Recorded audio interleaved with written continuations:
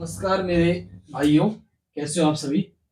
आज हम आपके लिए लेकर आए एक नई भर्ती इंडियन आर्मी की। यदि आपका सपना है, यदि आप चाहते हैं कि आप भी नेवी इंडियन आर्मी में लगना चाहते हैं, तो उसके लिए हम निर्धारित योग्यताएं पूरी जानकारी लेकर आपके समक्ष आ चुके हैं।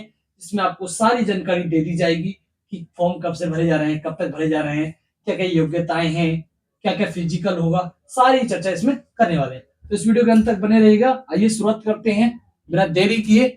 पोस्ट का नाम है इंडियन आर्मी अग्निवीर रेल 2025 के लिए।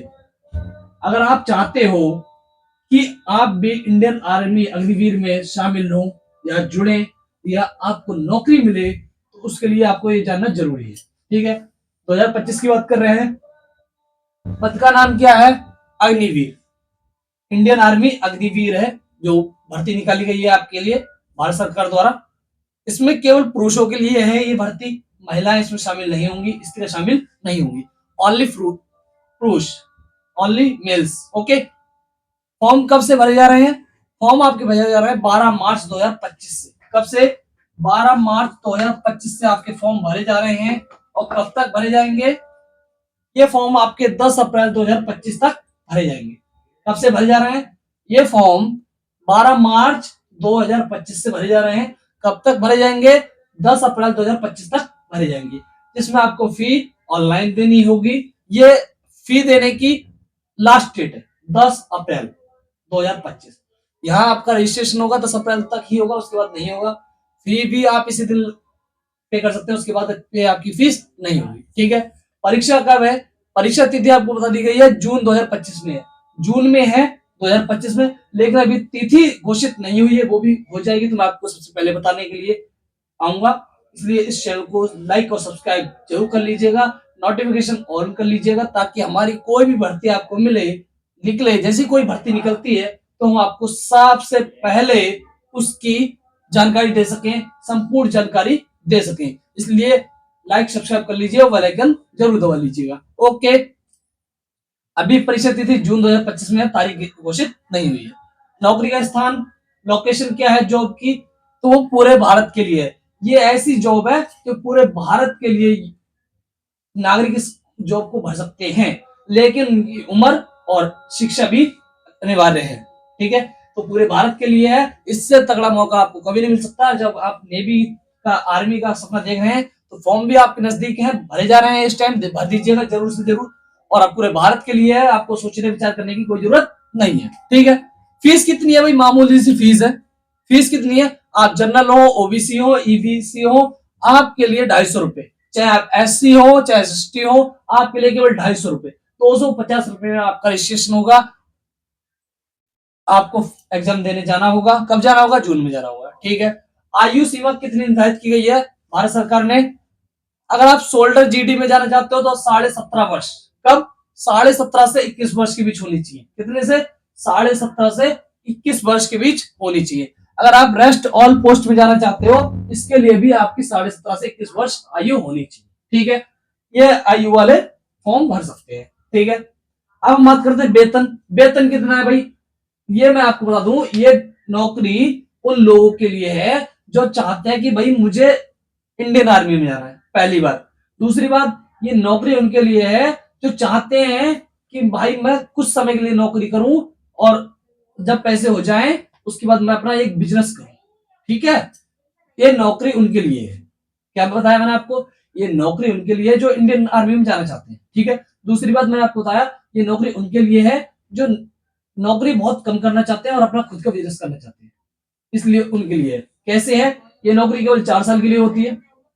अगर आप करना चाहते हो तो उसमें आपको दोबारा से फिर परीक्षा देनी पड़ती है, आगे जाके इंटरव्यू देना पड़ता है, तो आपको आगे जॉब मिलती है। ठीक है। वैसे ये 4 साल की होती है। ठीक है। वैसे 4 साल की होती है।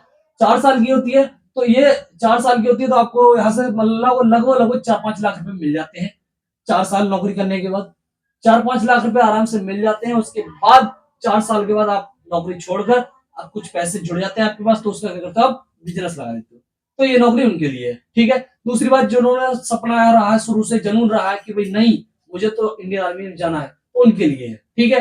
तो मैं आपको बता दूं, ये 4 साल की नौकरी होती है, मैंने आपको बता दिया। लेकिन आप करना चाहते हो तो 4 साल जैसे आप लग जाओगे, उसके बाद आपको फिर एग्जाम देना पड़ेगा, उसके लिए आप योग्य होंगे तो आपको नौकरी मिलेगी। ठीक है, इतना आपको क्लियर हो गया होगा। अगर बस लग रहा है कि आपको, अगर यदि लग रहा है कि मैं कुछ अच्छी जानकारी दे रहा हूँ, यदि मेरी कोई भी बात आपको कोई एक बात दिल को छू जाती है, तो लाइक शेयर सब्सक्राइब करते हुए जरूर जाइए। ठीक है, वेतन की बात करते हैं। पहले वर्ष का वेतन, जब आपको पहले वर्ष जैसे ही आप लगेंगे तो उसमें आपको 30,000 रुपए प्रति माह मिलेगा, पर मंथ। हर महीने आपको 30,000 रुपए मिलेगा पहले साल में।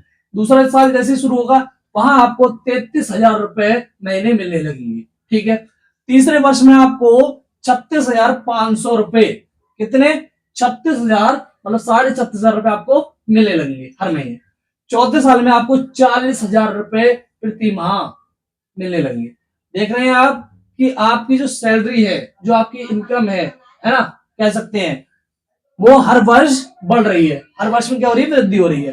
तो ये है इसका रूल, जो आपको वेतन मिलेगा। ठीक है, नेक्स्ट, आपकी शैक्षिक योग्यता क्या होनी चाहिए, आपका क्वालिफिकेशन कितना होना चाहिए। तो देखो, पहली बात आपके लिए बहुत बड़ी खुशखबरी, जो शैक्षिक योग्यता है, इसमें व्यक्ति 8वीं पास भी फॉर्म भर सकता है। दूसरी बात, 10वीं पास भी भर सकता है और 12वीं पास भी भर सकता है। समझे, समझ गए होगे, 8वीं पास भी भर सकता है, तो इससे बढ़िया आपको क्या चाहिए। ठीक है, जरूर इस फॉर्म को भर दीजिएगा। अभी चल रहे हैं इसमें के फॉर्म भर दीजिएगा जरूर। शैक्षिक योग्यता 10वीं पास है, 45% मार्क्स होने चाहिए आपके, कितने, 45%, मतलब 45% आपके मार्क्स होने चाहिए 10वीं पास, 10वीं में। ठीक है, अगर आप टेक्निकल में जाना चाहते हो, किसमें, टेक्निकल, तो टेक्निकल में आपके पास सब्जेक्ट है वो पीसीएम होना चाहिए। पीसीएम बोले तो साइंस विद मैथ। ठीक है, तो जिस 12वीं पास होना चाहिए और 50% आपके मार्क्स होने चाहिए, अगर आप टेक्निकल में जाना चाहते हो। ठीक है, नेवी में आप जब टेक्निकल में जाना चाहते हो तो आपको 12वीं पास होना चाहिए और पीसीएम आपके पास सब्जेक्ट होना चाहिए, 50% मार्क्स होने चाहिए। और वैसे अग्निवीर में जाना चाहते हो, आर्मी में, तो आपको 10वीं पास होना चाहिए, कोई दिक्कत नहीं है। उम्र आपकी 17.5 साल होनी चाहिए और जो आपके 10वीं क्लास की मार्कशीट है उसमें 45% मार्क्स होने चाहिए। ठीक है, और तीसरी बात, जो क्लर्क है, क्लर्क कौन, क्लर्क, उसकी 12वीं पास होनी चाहिए। जो क्लर्क का काम करना चाहता है इंडियन आर्मी में, उसके लिए भी 12वीं पास होनी चाहिए। उसके लिए कोई सब्जेक्ट निर्धारित नहीं है, कोई भी सब्जेक्ट होगा चलेगा, लेकिन परसेंटेज 60% मांगी गई है। ठीक है, अब बात करते हैं जो 8वीं और 10वीं वाले हैं उनकी। ट्रेडमैन, ट्रेडमैन की वैकेंसी है इसमें, जो 8वीं और 10वीं पास भी भर सकते हैं। तो इससे बढ़िया मौका आपको नहीं मिलेगा, भर दीजिएगा जरूर।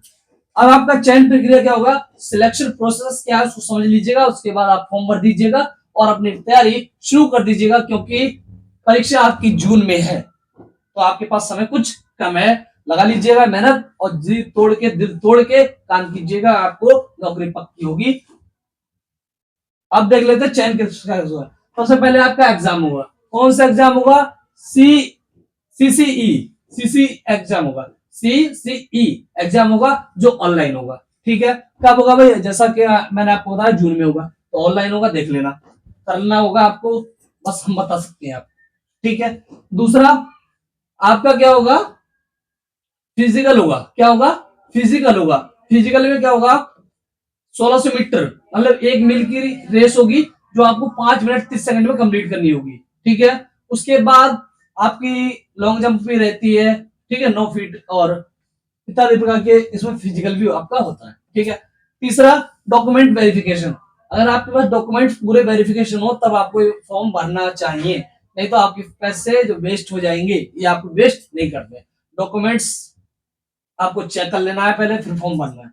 डॉक्यूमेंट्स आपके, जैसे आपका आधार कार्ड हो गया, पैन कार्ड हो गया, 10th क्लास की मार्कशीट हो गई, इसमें आपका नाम, रोल नंबर, आपके पिता का नाम, आपके फादर का नाम वही होना चाहिए जो आपके 10th की मार्कशीट में है और वही उनकी रियल में है। तो ये आपको ध्यान रखना है। डॉक्यूमेंट वेरिफिकेशन होगा, अगर कोई दिक्कत हुई तो आपको वहीं से रिजेक्ट किया जाएगा, आपको नौकरी नहीं मिलेगी, ध्यान रखना। उसके बाद मेडिकल एग्जामिनेशन होगा, उसके बाद फिर एग्जाम होगा इसका मेडिकल का। ठीक है, उसी के आधार पर आपकी मेरिट लिस्ट बनेगी और आपको सिलेक्शन मिलेगा। समझे आप, ये था आपका प्रोसेस। अगर आपको एक वीडियो पसंद आई हो तो लाइक शेयर सब्सक्राइब करते जाइएगा। Thank you for watching.